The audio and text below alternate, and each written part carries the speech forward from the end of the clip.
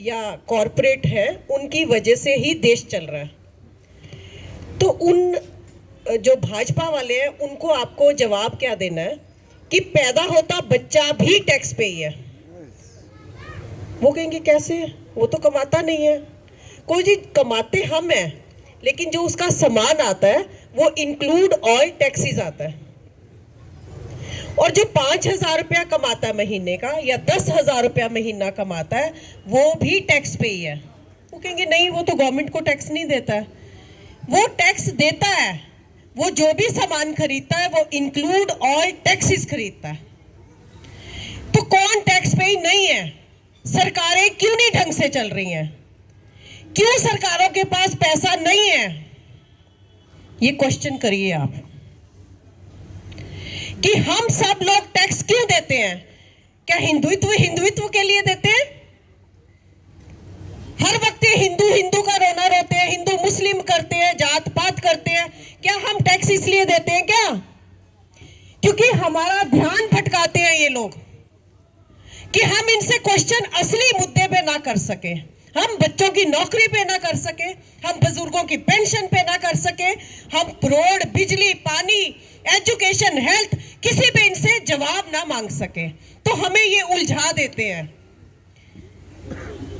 कितने लाख दिए इन्होंने दिवाली पे वहां लगवाए, क्या उससे एजुकेशन मिलेगी? मैं किसी धर्म के खिलाफ नहीं हूं, मेरा भी हिंदू धर्म है, मैं भी मुस्लिम धर्म को मानती हूं, सिख धर्म को, सबको मानती हूं मैं।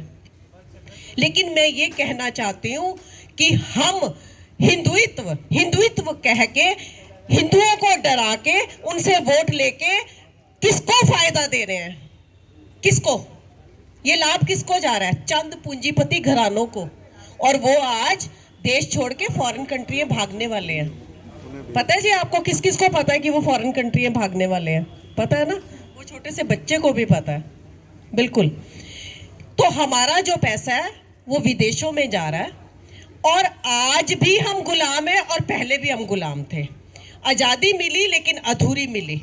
आज हमें पूर्ण आजादी लेनी है। इसीलिए आप लोगों का जन्म हुआ, आपका जन्म हुआ, आपका हुआ, आपका हुआ, आपका हुआ। ये पार्टी किसी की नहीं है, किसी राजघरानों की नहीं है ये पार्टी। मैं एक आम लेडी हूं, आम घर से उठी हुई लेडी हूं।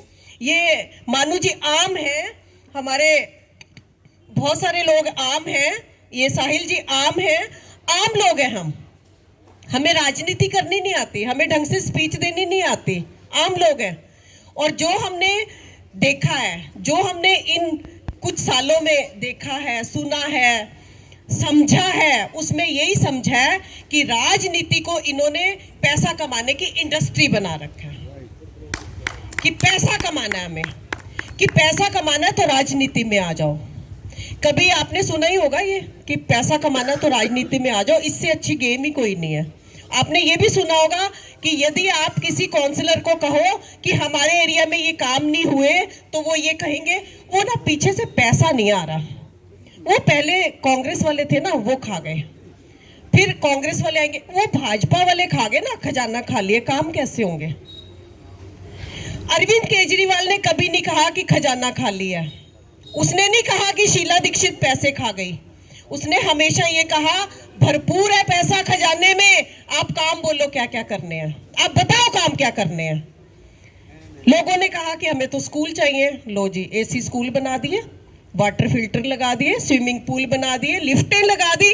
क्या चाहिए हमें? हम टैक्स इसीलिए देते हैं। लोगों ने कहा हमें दूर हॉस्पिटलों में ना जाना पड़े, लाइनों में ना लगना पड़े, वेट ना करनी पड़े, बहुत रश हो जाता है। उन्होंने कहा चलो ठीक है, मोहल्लों में क्लिनिक बना दिए, मोहल्लों में, और वहां पे एसी लगे हुए हैं। मैं खुद गई थी मोहल्ला क्लिनिक में, और वहां पे डॉक्टर इतने पढ़े लिखे, एजुकेटेड, और ये चने दे के पास हुए डॉक्टर नहीं बैठे हैं, अच्छे डॉक्टर बैठे हैं, और वहां पे पूरा इलाज हो रहा है। और सुनो, दवाइयां फ्री, कोई भी दवाई लिखवा लो आप, फ्री है।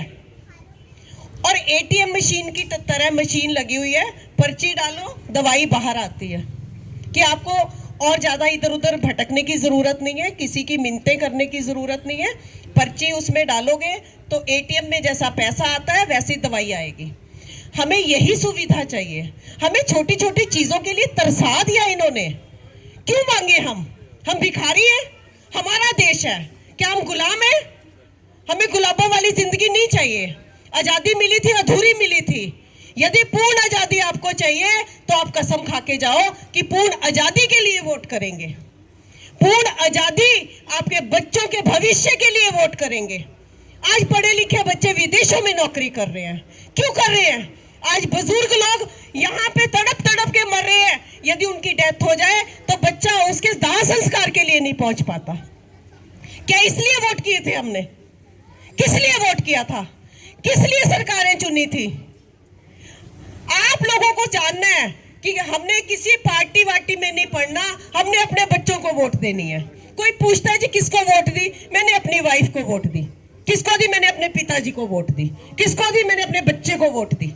मैंने वोट किसी पार्टी को वोट नहीं दी, मैंने अपने परिवार को वोट दी।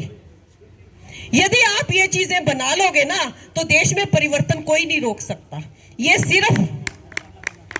ये लोग सिर्फ सत्ता पाने आते हैं। व्यवस्था यदि परिवर्तन चाहिए तो व्यवस्था परिवर्तन के लिए आम आदमी पार्टी को चुनना होगा, आम लोगों को चुनना होगा।